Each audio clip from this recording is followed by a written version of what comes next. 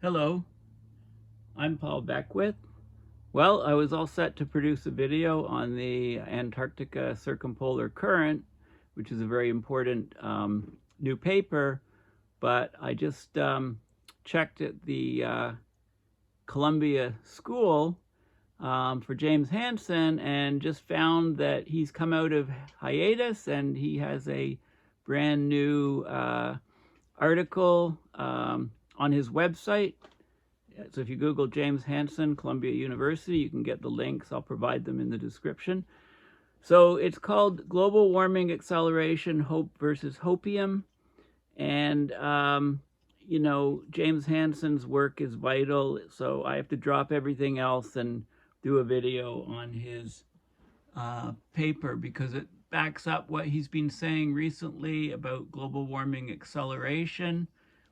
I really think that James Hansen is the real man. So this is his article. If you Google James Hansen Columbia and go to his Columbia website, he just released this communication just today, literally just hours ago. So you see it first from me. So this is warming of the globe on a map from 1970 to 2010. Shows, the Arctic temperature amplification. The overall warming rate is 0.18 degrees Celsius per decade. Since 2010, we've had a switch. And this is a map of the warming, and the global rate is 0.30 degrees Celsius increase per decade. We've had a huge acceleration of global warming that's undeniable. You can see the specifics of where the warming has occurred, and what you can see is most of the warming is in the northern hemisphere. It's in many of the shipping routes. So the sulfur reduction from shipping fuels means that there's less clouds forming, meaning there's more light absorption, and then therefore much more heating in this region. We also see massive heating in the Atlantic Ocean specifically. And you can see some areas here over northern Russia, Siberia, where the warming is the highest, this purple area. So there's accumulating evidence that supports the interpretation of global warming in the pipeline paper from Hansen et al. Recently. It shows that decreasing human-made aerosols, right, from removing sulfur from shipping fuels, has increased Earth's energy imbalance, and it's accelerated global warming in the past decade. The climate sensitivity, that's the change in climate's temperature with the doubling of CO2, and the aerosol forcing, those are physically independent quantities, but they're tied together by the United Nations Intergovernmental Panel on Climate Change climate assessments that rely excessively on global climate models. That has to stop. That's basically dangerous for all of humanity, that these models are relied on exclusively. So because these models fail to measure the climate forcing by the aerosols, they greatly underestimate it. So IPCC's best estimates for climate sensitivity and aerosol forcing, they both understate reality. And this is a very dangerous thing.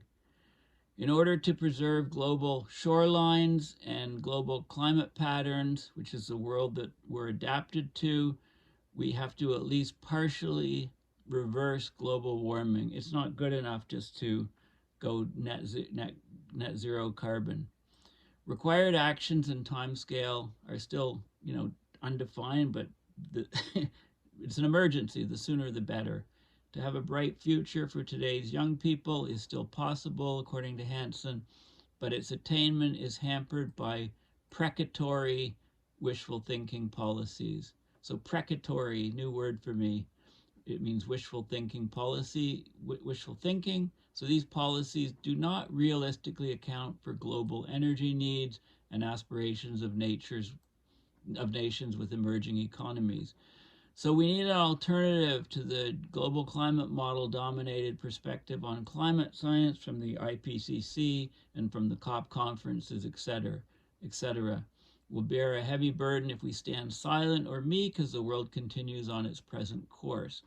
Okay, so this is a great statement.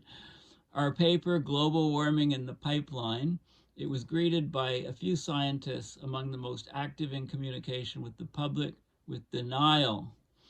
Our friend Michael Mann, for example, with a large public following, refused to concede that global warming is accelerating. We mention Mike because we know he won't take this notation personally. So that goes back to my comment that Hansen is the real man. So, okay, so accelerated global warming is the first significant change of the global warming rate since 1970. So 1970 to 2010, 0.18. 2010 to now, 0.30. Okay, huge increase. Right, in the past papers, Hansen has said the increase of over 0.18 degrees Celsius rise per decade increase was between 50 and 100%. 50% would be up to 0.27. 100% would be 0.36. The data comes in showing it 0.30, right in the middle of that band. This acceleration confirms the futility of net zero hopium that serves as present energy policy because we're running short of time to avoid passing the point of no return.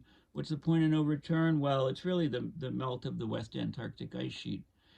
So Hansen, he's no letters for a while, and I knew it was because he's working on completing his book Sophie's Planet this year. I think the publishers are are nipping at his heels, and everybody's looking forward to it. If you haven't read Hansen books, I highly recommend before Sophie's Planet comes out that you get James Hansen's book from about a decade ago,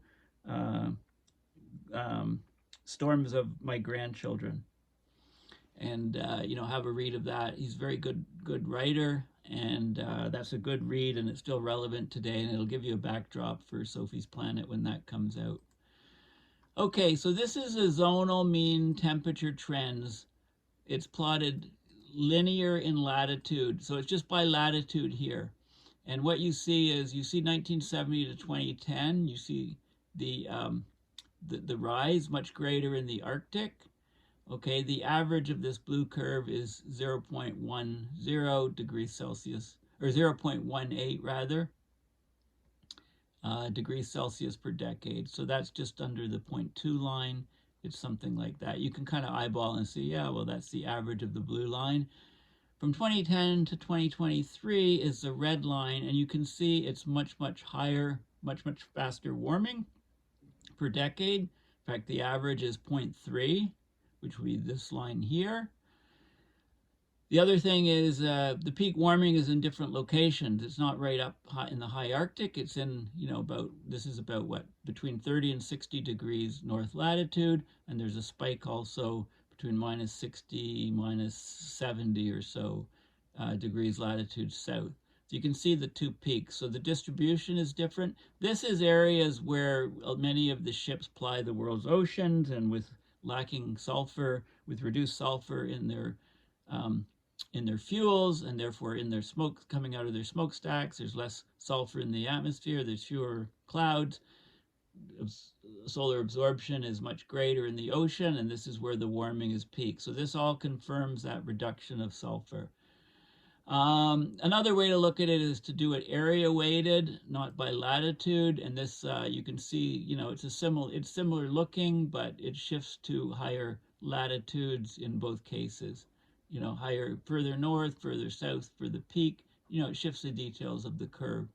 This is a percentage of sulfate from ships prior to the International Maritime Organization regulations on sulfur in fuels. This is from a previous paper, and you can see the lines of the main shipping routes, and you can see that most of the sulfur in these regions is from shipping, so reducing sulfur in 2015, and then notching up the reduction even more in 2020, you see this huge warming. These are the areas that are getting the most warming. These are the latitude bands that are getting the most warming up here in this peak.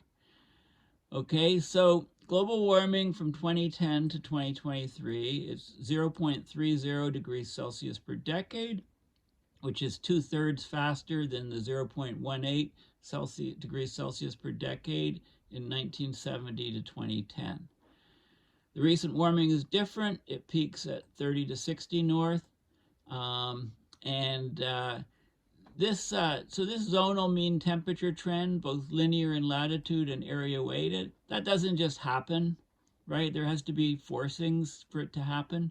So it implies increased climate forcing or an imposed change on the Earth's energy balance. Right? Greenhouse gas forcing growth has been steady. Solar irradiance, sun's output has a zero trend on decadal timescales. Forcing by volcanic eruptions has been negligible for 30 years, including water vapor from the Honga Tonga eruption. The one potentially significant change of climate forcing is the change of human-made aerosols. The large warming over the North Pacific and the North Atlantic, right, over here, corresponds to regions where ship emissions dominate sulfate aerosol production.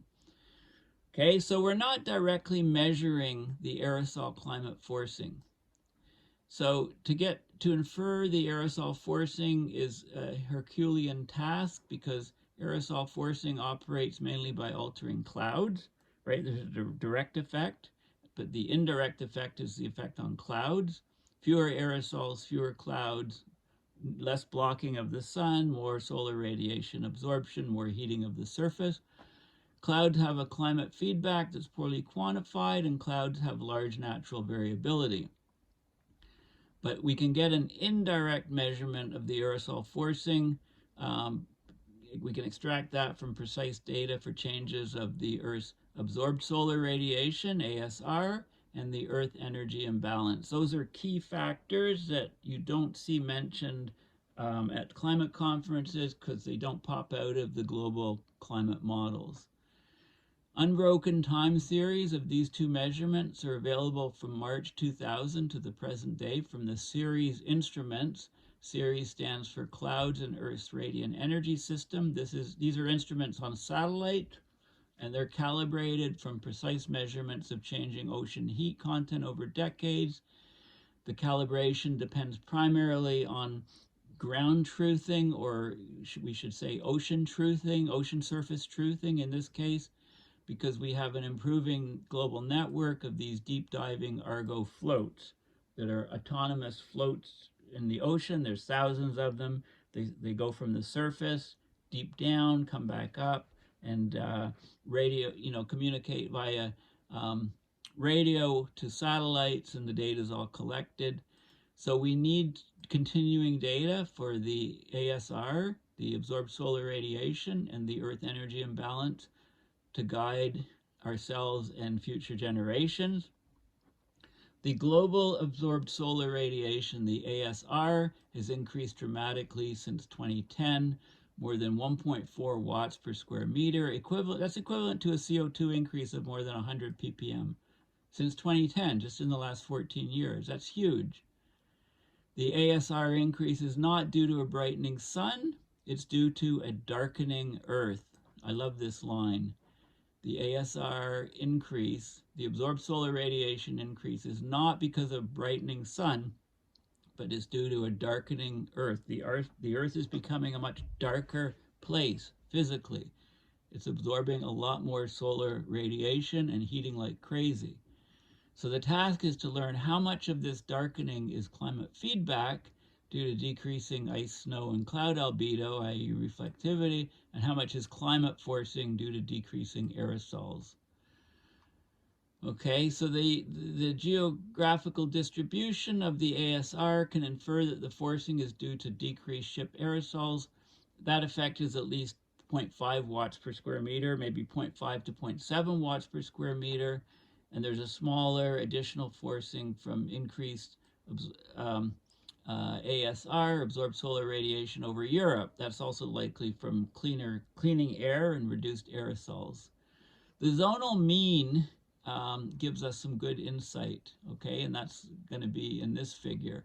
Okay, so what this is from 2000 to now, and this is absorbed solar radiation anomaly relative to the mean of the first 10 years. Okay, and you can see the huge increase in absorbed solar radiation, especially look at this latitude. You know, this is about 40 degrees north, the peaking. There's also a peak here in the southern hemisphere, you know, 10 to 20 degrees south latitude. There's also a small peak here at about 60 in the southern hemisphere. Notice a compressed scale on latitude. Okay, so you can see, you know, huge acceleration of absorbed solar radiation causing a huge acceleration of the warming rate per decade, which we're seeing. Okay, so in the region where ship aerosols are expected to have a large effect, which is 30 to 60 north, and in the entire region where ship effects may be significant, 30 south to 60 north, the absorbed solar radiation increases in 2015 to 2020 and increases more in 2020 to 23. So you can see an increase in 2015, then you can see another bump increase in 2020.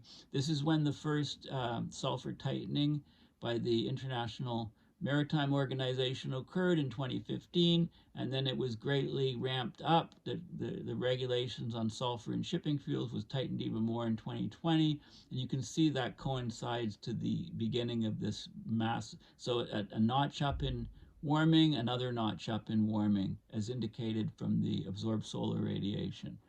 Okay, the Arctic sea ice maxima, the Arctic ASR, absorbed solar radiation maxima, it's associated with sea ice minimum, record minimum in 2007, the still valid record minimum in 2012, and a minimum in 2015 to 16 and 2020. The double maximum near Antarctica, you can see the two of them, is caused by increasing polynas, open water near the Antarctic coast, and also decreasing ice at the northern boundary of the Southern Ocean sea ice, so the lack of Antarctic sea ice. The region 30 south to 60 south is unlikely to have much ship aerosol effect, so the change must be due to cloud feedback and unforced cloud variability. That's in this region here.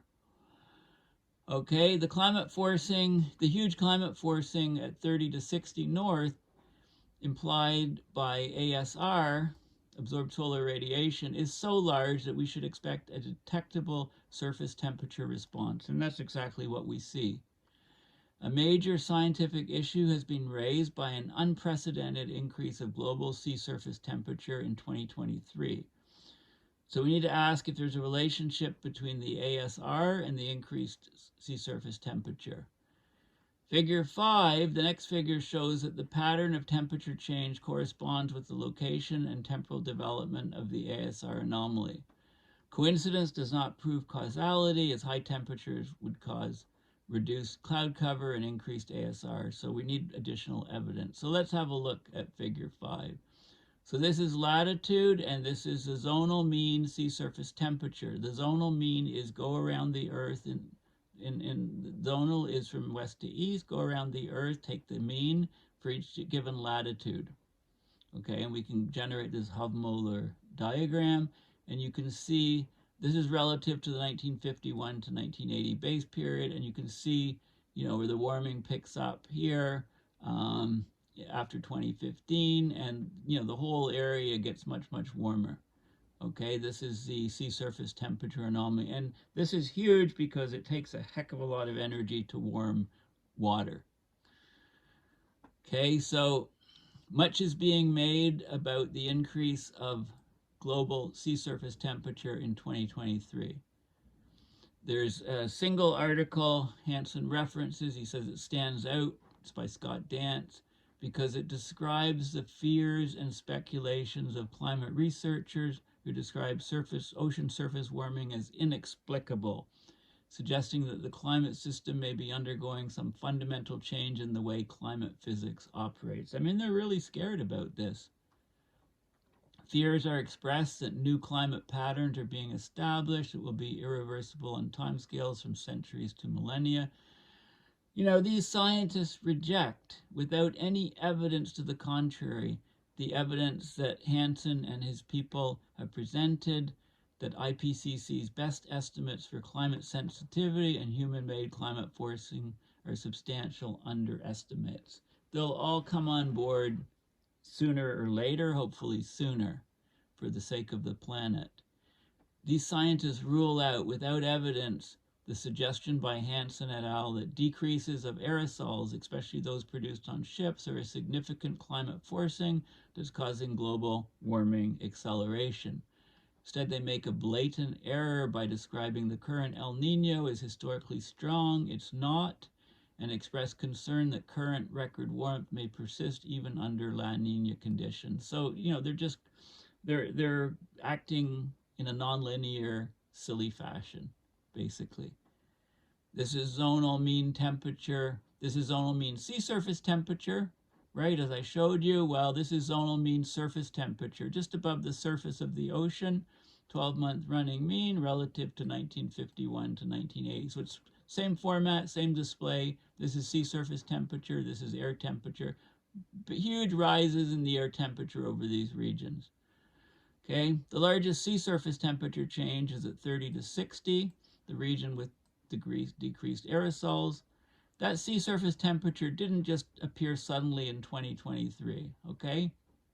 It appeared from, you know, this is 2012, 2013 or something. You know, it appeared even further back to just past 2000 in the southern hemisphere, okay, and then spread. Okay, it was well underway.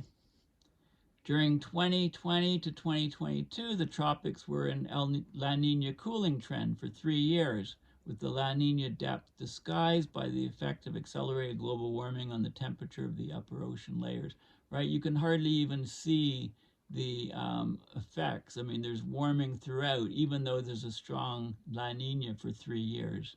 This is huge. The global warming is far surpassing the internal variability of the ENSO cycle. Global sea surface temperature made a big jump in 2023 because the tropical, the mid-latitude, and the polar temperature changes were all suddenly in warming phase. There's no basis for fear that new physics has come into play. The tropics will cool as the El Niño fades later this year, although the large planetary energy imbalance will inhibit the size of the global temperature decline. You know, temporary decline as the El Niño fades. Okay? Warming has clearly accelerated in the past 10 to 15 years, especially at mid-latitudes in the northern hemisphere. The fact that climate physics is understandable is no reason to relax. So Hansen and his people have shown that the world is approaching a point of no return in which the overturning ocean circulation may shut down as early as mid-century or sooner, and sea level rise of many meters will occur on a time scale of 50 to 150 years. I think 50 years. Time's running short to make the public and policymakers aware of the threat posed by the delay response of our climate system and of the actions that that should replace present wishful thinking, which is hopium. You know, hope and opium. It's very powerful brain chemistry going on here. This education will not happen instantly, but it's realistic to hope that we can greatly improve understanding this decade, a period that should be long enough to expose the fruitlessness of present policies, as well as verify the physics of ongoing climate change. Okay, so they also could look at, by looking at average absorbed solar radiation and looking at Earth's energy imbalance, this confirms everything that Hansen and his people are saying. So let's show those curves. Okay, so here's global absorbed solar radiation here. And it's showing how quickly it's rising. It's been rising since 2000 with an acceleration in 2015 to a new level and seemingly an acceleration after 2020.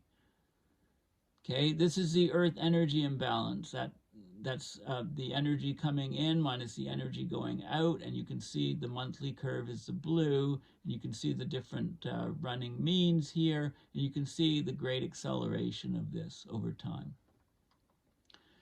Okay, so increased solar heating of the Earth, i.e. the increased absorbed solar radiation, it's a darkening of the Earth that must be the combination of aerosol forcing and albedo feedbacks. The albedo feedback contribute at most half of the total, so at least half or more of the increased absorbed solar radiation since 2015.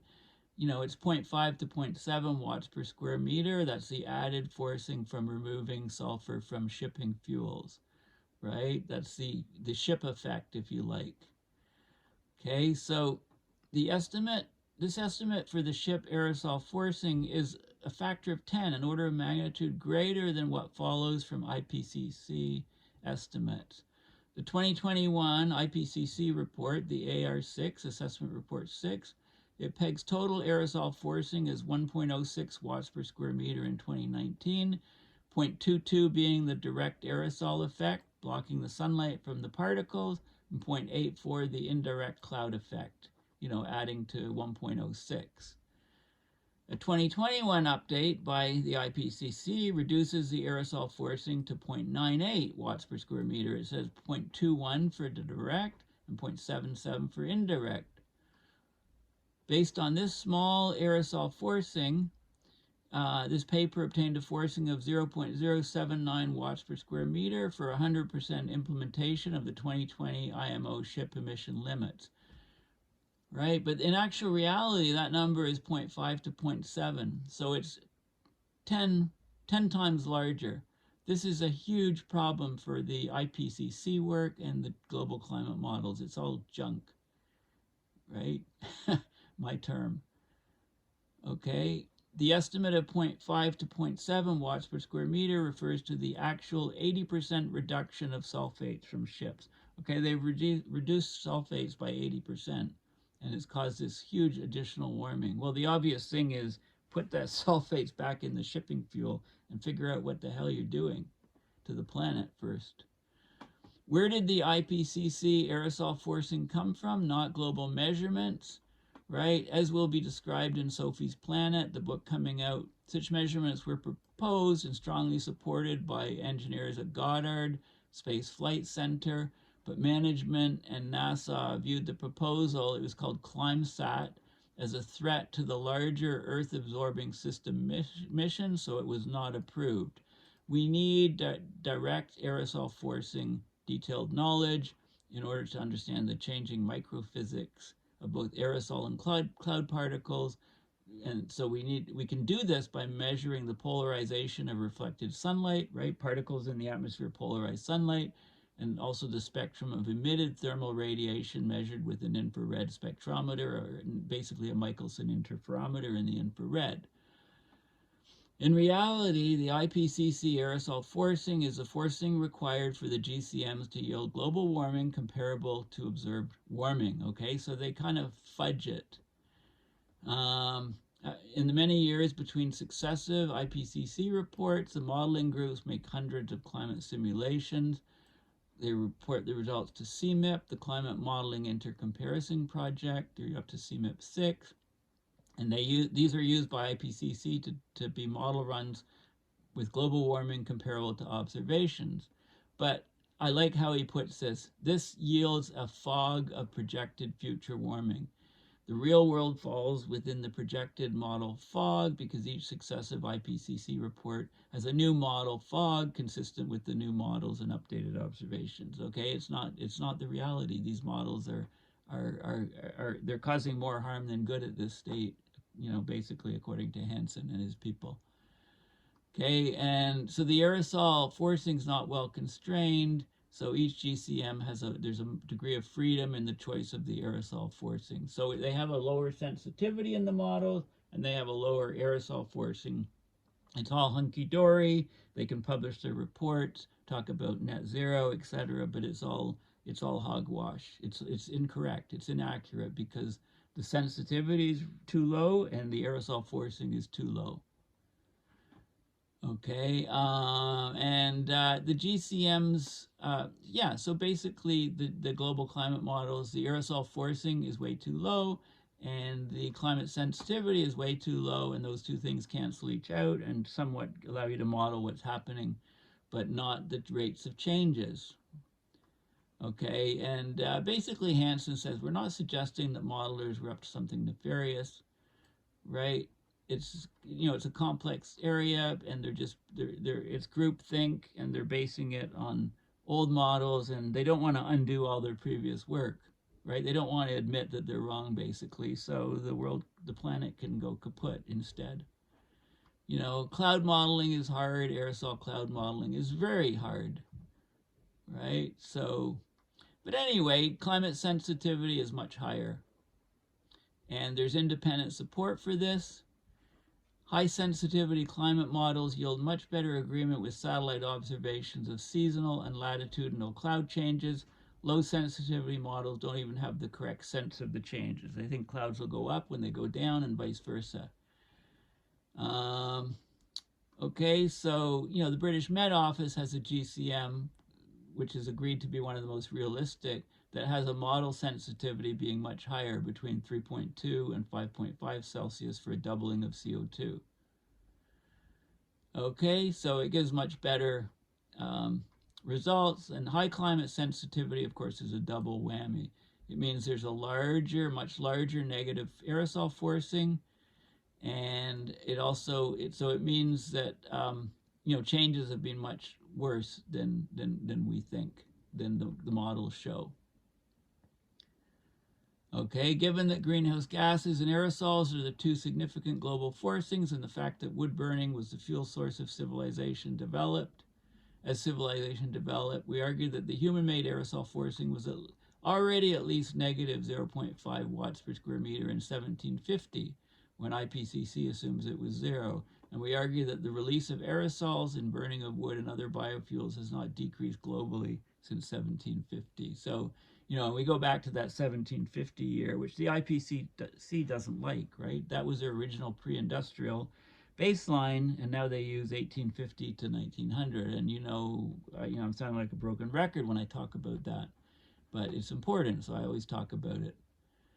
The decreased aerosol forcing since 2010 has accelerated global warming, and in combination with a moderate El Niño accounts for the magnitude and geographical location of unusual 2023 warming, especially in the oceans.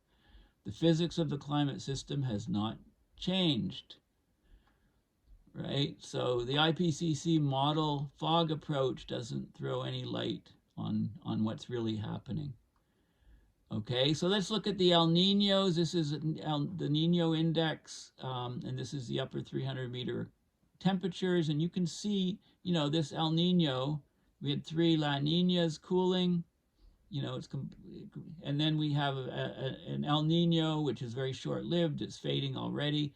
It's nowhere near as big as the mother of all El Niños, 97, 98, and then the very powerful one in 2015, 2016. It's a little baby. Okay, you can see that in the index, you can see that in the ocean temperatures. Yet, mainstream scientists are going through contortions trying to say, well, yeah, all this warming is it's a very strong El Nino, right? That's nonsense, sorry. The Niño 3.4 sea surface temperature, it implies that the current El Nino is almost as strong as the super El Ninos, right? These are super El Ninos. It's almost as strong. It's stronger than all of the other ones, not this one here in 82, 83, right? So we got the strongest, next strongest, next strongest. It's above these other ones, so it's a decent size, but it's not a super El Nino. Heat content data clearly shows this. There's many other cases where it was much higher. Okay, this El Nino is a weak imposter. It's no super El Nino. The El Niño-La Niña system operates as a discharge-recharge heat battery. Heat builds up in the tropical western Pacific during the La Niña phase. Then in the El Niño phase, it moves across the Pacific and poleward within the ocean. Okay, but it started with 3 El Niños. It started with a battery that was only half full. right? So the heat loss from the equatorial Pacific during the 1997 to 98 El Nino was a cooling of the upper 300 meters by in excess of 4.5 degrees.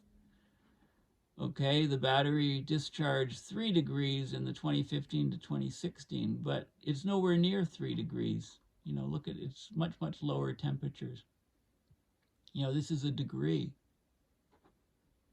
Okay, so it's just not, it's El nothing, basically, compared to the super El Ninos, and you can't invoke it to explain what's going on.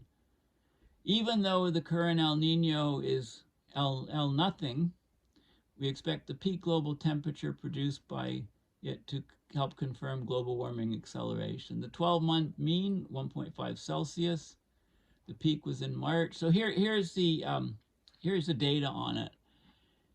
This is the curves. This is the 2015-2016 was the most powerful El Nino we've seen in recent times. The next one, biggest, was 1997 to 98, the blue curve, right? This is for months, June through the following June through for a year. And then this one here in 2023, 2024, it's big, but it's nowhere near the others. This is the overall global temperatures, which is the El Nino plus global warming on top of it. And you can see the overall temperatures here for 2023-24 highest, and then 2015-16, and then the 1997-98, because we've had lots of global warming since this time and quite a bit since this time. Okay, and you can see the curves here. This is 97-98, powerful El Nino. This is what's going on in 2015-2016. And in 2023, 2024, but the warming on the rest of the planet is huge. So you can see it all there. And this is the temperature curve, just to reiterate. The best fit up to 1970 to 2010, 0.18 degrees Celsius per decade.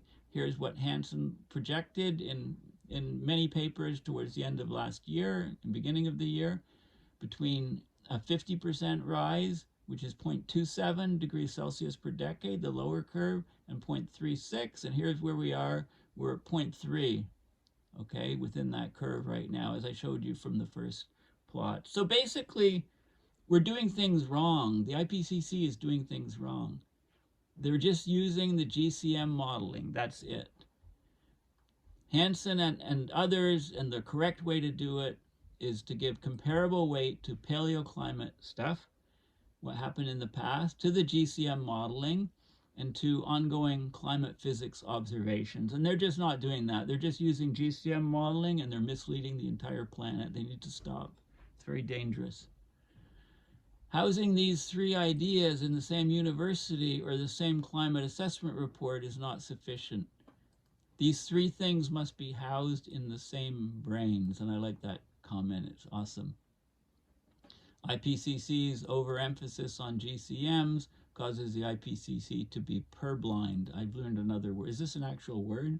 Purblind? I'm sure it is. Learned another word. To evidence of climate change, a slowness with grave consequences for effective policy making because of the delayed response of the climate system. Okay, so, and then he talks about what he means, Hansen, by the point of no return. As soon as paleoclimate evidence made it clear that equilibrium climate sensitivity was greater than 3 Celsius for a doubling of CO2, alarm bells should have gone off. Uh-oh, we also messed up on aerosol climate forcing. Aerosol physicists know that the aerosol forcing could be large because of the difficulty in quantifying the effect of aerosols on cloud cover and cloud lifetime. But GCM modelers tended to employ an aerosol forcing that allowed their models to approximately reproduce global warming because their climate sensitivity was much lower. The aerosol forcing numbers were much lower. They concluded aerosol forcing had to be smaller than 1.6 watts per square meter because otherwise their GCMs would not yield observed global warming. Okay, so it's like two factors being wrong and canceling each other out, but that's a huge problem because now we see global warming is accelerating and they can't explain it using their fudge factors. They're going to eventually have to admit that they're wrong. Okay, high climate sensitivity and high aerosol forcing are both occurring. Okay, this is zonal mean sea surface temperature, again, relative to the base period, showing the warming of the oceans. The tipping point, concept is being misused, Hansen's saying, and overused. So it encourages a fatalistic public response or climate change denial. So most phenomena described as tipping points are they're amplifying, reversible feedbacks or not runaway processes. So if you look at melting permafrost and decreasing Arctic sea ice, these amplifying feedbacks increase regional and global climate change on decadal and longer scales. The feedbacks grow while the Earth radiation imbalance is positive, more energy coming in than going out. But once we reduce the climate forcing enough that Earth's energy imbalance becomes slightly negative, then the feedbacks work in the opposite sense, helping us move global temperature and climate patterns back toward their condition before human alterations of the planet began. So they're not points of no return, if you like. But what are points of no return? Well, the prime point of no return is collapse of the West Antarctic ice sheet, right? If we allow that to get underway, we'll lose the entire ice sheet quickly by paleo standards. And, we know that Greenland ice cap loss would be 7 meters, West Antarctic ice sheet 5 meters, all of Antarctica. It brings us up to about, 70 to 80 meters. Right? And once that thing goes, well, that's pretty point of no return, sounds like to me. During today's greenhouse gas levels and climate forcing, we're exceeding that of the early Pliocene when sea level was 15 to 25 meters. We're 50 to 80 feet higher than today. So if we let the climate system equalize at today's levels, we're going to gain 15 to 25 meters of sea level, right? Or 50 to 80 feet higher. It'll take a while, but that's the conditions that we've set up. So we'll have changing shorelines around the planet, and this is a point of no return. There'll be shifting climate zones, greater climate extremes, more inhospitable low latitudes, right? So we have to avoid this. So how close are we to locking in West Antarctic ice sheet collapse? No one knows for sure. But in Hansen's ice melt paper, based on observed rates of ice shelf melting, the world is nearing shutdown of the AMOC, the Atlantic Meridional Overturning Circulation. Also shutdown of deep water formation near Antarctica. They call it SMOC, Southern Meridional Overturning Circulation, if the rate of ice melts continues to grow. Their simulations, GCM simulations, show a shutdown of the AMOC mid-century if the ice melt continues to grow. And also, there's a lack of real world warming in the Southern Ocean near Antarctica. And they see that as a telltale sign that fresh water from melting ice shelves is already slowing the SMOC and beginning to reduce the Southern Ocean SSTs, sea surface temperatures. Okay, so this is not good. So anyway, what's the realistic time frame at which the point of no return should be understood much better and its implications communicated? We need, by 2030, the date when nations are expected to have made measurable progress on climate policies, it may at long last be recognized that the hopium approach to climate policy goals and promises of net zero emissions at some distant date without realistic plans for reliable carbon-free energy is hopeless. So then, okay, so we have a very narrow window. I would argue, that's pretty generous. Okay, so we need to communicate energy and climate science better. Well, I'm trying to do that. Lots of people are trying to do that. Who's going to communicate science to policymakers and the public if scientists retreat into reticence, right? If they deny an acceleration of the existing rate of change of climate. Okay, and he talks about some of the work that's being done, and he also talks about nuclear power. Again, he says that nuclear power is vital, but even the problem is that green think tanks and NGOs, green organizations, like they don't recommend nuclear power because they'll lose all their funding, basically. So he talks about Lovins' book, Reinventing Fire. It has a foreword written by the president of Shell Oil Company. right? The Rocky Mountain Institute. It's unsurprising that annual reports of the Lovins' Rocky Mountain Institute include Shell and BP among corporate donors providing minimum annual support of $500,000 each, right? So big green, if you like, big green environmentalist organizations, they can't support nuclear power because they'd lose a substantial fraction of their donations if they did.